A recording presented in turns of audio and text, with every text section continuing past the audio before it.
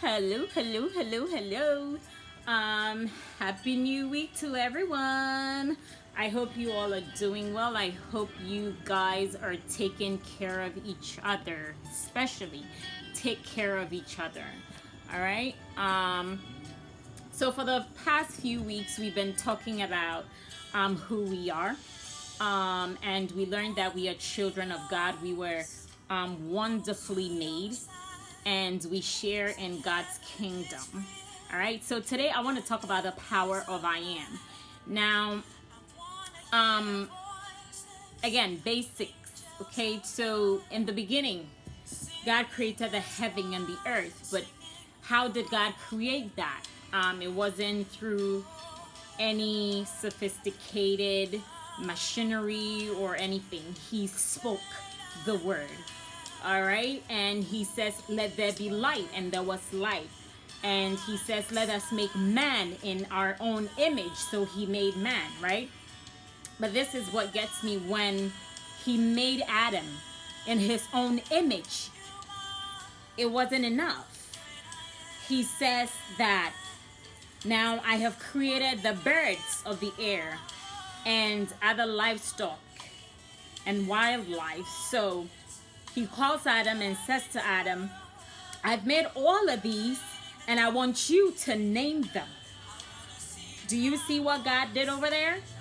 He has created Adam in his image. All right, given him a spirit, a soul, a body. Right? But now there is something that is lacking, because God is powerful. And he created the world through through the power of his words.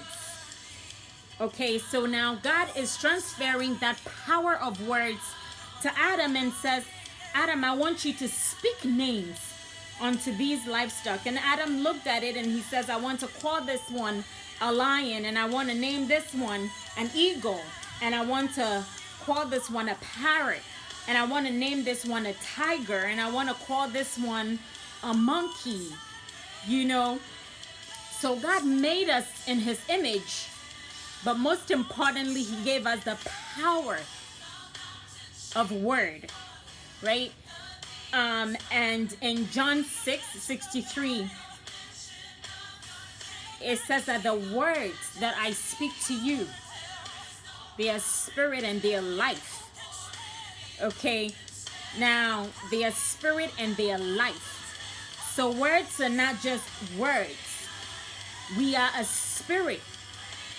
This physical body that you see is only a warehouse. It's only a temporary structure.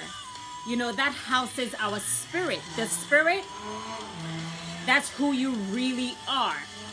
Okay, so God says that the words that he speaks, they are spirit. All right, that's how we connect to God, through our spirit. And so when we also speak, remember that we are children of God and he made us in his image. So if the words that he is speaking is spirit and life, then the words that we speak are not mere words, but they're spirit and they're life as well. Okay, now God in the Bible refers to himself many times as I am that I am.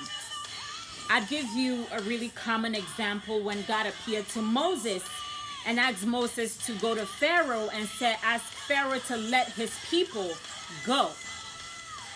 All right? Moses said, but who am I supposed to say sent me? What did God say? God says, tell him I am that I am. I am that I am. I am who I am. I am the words that I speak. I am. I am is who God is.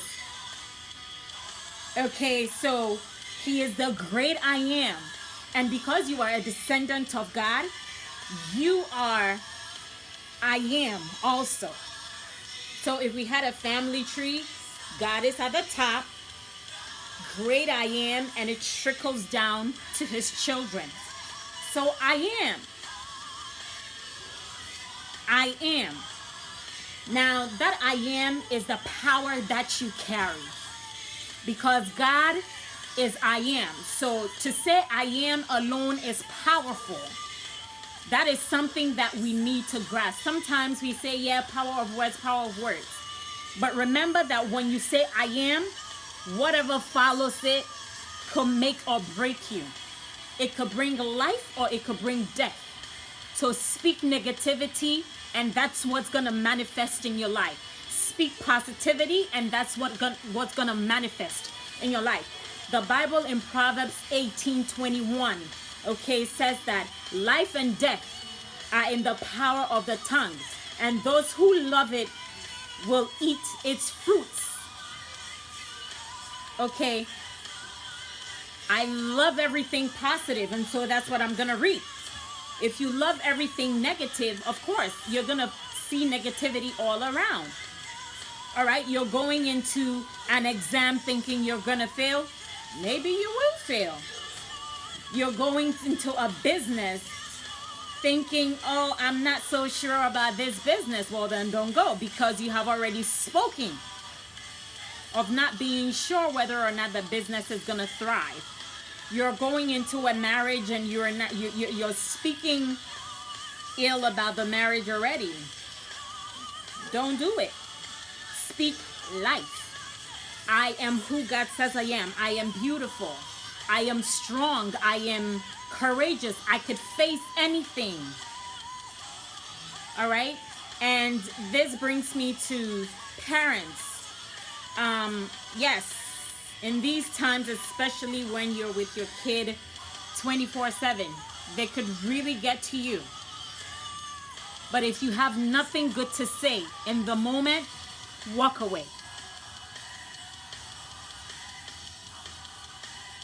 In dealing with your co-workers and classmates and employees and friends and family, if you have nothing good to say, walk away.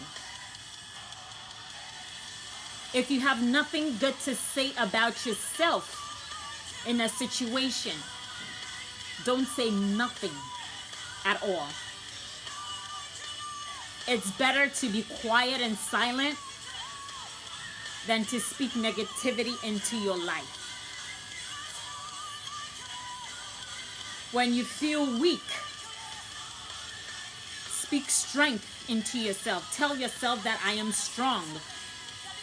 A lot of us walking around are depressed and we are sad and we have no real joy in us because someone did something to us, or our circumstances. Perhaps you may have lost a job, or it's hard to get by, or you lost someone you love so dearly, and you let that get to you and you speak to yourself, oh, I'm sad. If I only had that job, or I'm this, if I only could see them one more time, or I'm broke. A lot of us like to say, oh, I'm broke. I'm broke. You will continue to remain broke. Tell yourself that you are rich. Whether or not your job is crappy, tell yourself, I love what I do. Because when you speak it, you see, sometimes you speak into your future.